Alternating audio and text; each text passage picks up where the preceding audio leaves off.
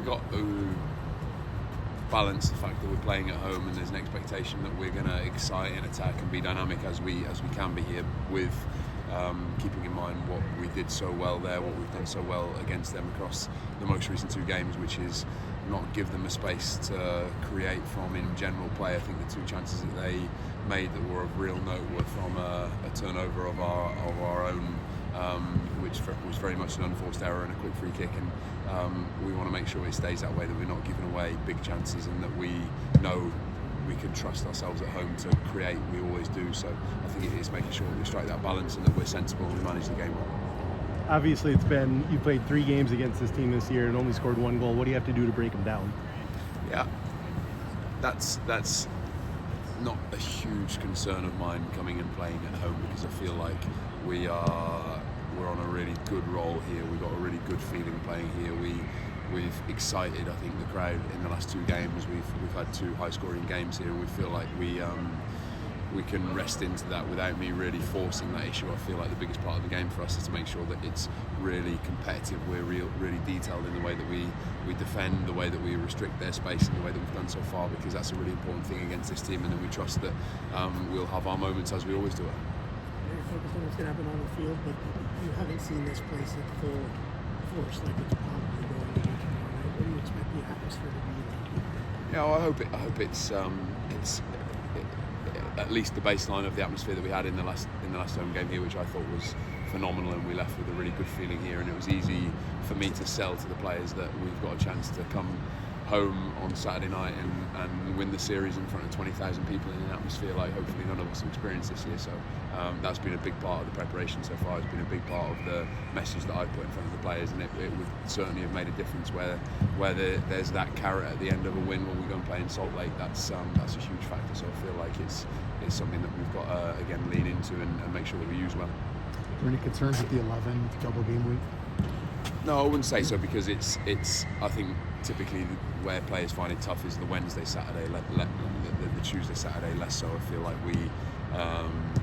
we put in a shift up there, but it wasn't excessive. When we looked at the data, we were able to make the changes that we wanted to make, and again, I trust that we can use the home atmosphere as a real energising factor, and that is something that typically takes away any sense of fatigue. We've had tough away trips where we've gone and played Wednesday, Saturday, and we felt like we've needed to make a load of changes. Certainly that won't be the case this time. Whatever happens on Saturday, it could be either 2 or 3 weeks until you play again, depending on what the result is. Is that a little frustrating, these international breaks? Oh, we've tried not to think all that much about what happens beyond this Saturday, and it's a cliche, but we've got to win the game that's in front of us. We've got to treat this as though it's a cup final in its own right, and I feel if we do that, then if that becomes a problem, it's certainly a nice problem to have at least.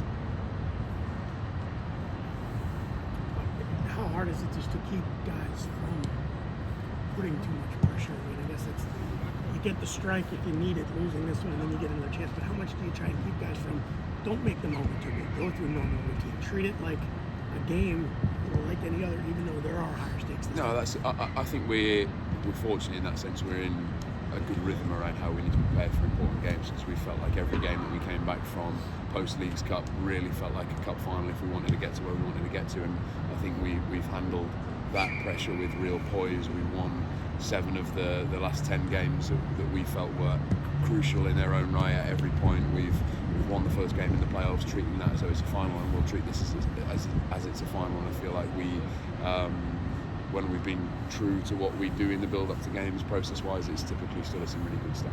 How do you look at just the familiarity of having 3 games against RSL within a month, and how that might impact things? It's strange, but in a certain sense, we like to be able to work in a really detailed way relative to the opposition, particularly in how we defend. So we feel like we know the problems that they're going to cause us really, really well. We feel like it's on them to try and cause us a different problem in a sense, because based upon what we've faced so far, we feel like we know it well. We feel like we're really well prepared to at least control everything we can control in killing their threats. So I feel like that familiarity there's a comfort in that, I would say. I'm sure they would say exactly the same thing, but I think on the balance of how the games have gone so far, probably there's more onus on them to find a way to break us down and make our life more difficult than it's been so far, I would say. Do you feel sort of a sense of sort of a tactical chess match going on between you and Real Salt Lake? Yeah, I've really enjoyed the games against them because I think they've got an interesting way of playing. They've got some players with some really interesting characteristics. The games are, from a tactical perspective, I would say they're really high level. We make a change, they make a change, we react, they react. And I feel like none more so probably than this game because of the balance of it. I mean, they have 2 games in front of them potentially against us where they have to win, they have to force something. They find it difficult, as I say, to in more organised play find a way of breaking us down. The chances have typically come from errors or set plays as it was the other night, and that will pose us an interesting problem, I'm sure. So we've had some good conversations anticipating what we might see that's different, and I'm fortunate that I've got a group that are adaptable, they're really coachable. We've got players in the middle like Will and Hassani that do a really good job in carrying our messages and recognising the ways in which the opposition change, and I feel like that's exactly how I want us to be as a team, really dialed into everything that the opposition do and able to sort of snuff their threats out and really impose ourselves in the way that I know we can.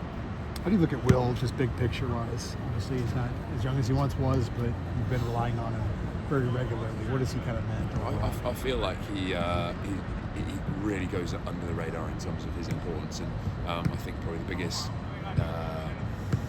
compliment I can pay Will is I feel like if you knew exactly what we set up to do prior to games and then you watched Will play, you'd have a sense of a guy who executes almost perfectly every single game, which is I think a really difficult thing to do repeatedly 3 games a week, and that, I think, unless you work with someone like Will, you really don't appreciate his qualities, which I feel like that's why he sometimes goes under the radar. But I think from my perspective, from the staff's perspective, I'm sure from every other player's perspective, he's one of the crucial pieces that we've got. So I wouldn't devalue his impact in any way, albeit he's someone who doesn't grab the headlines.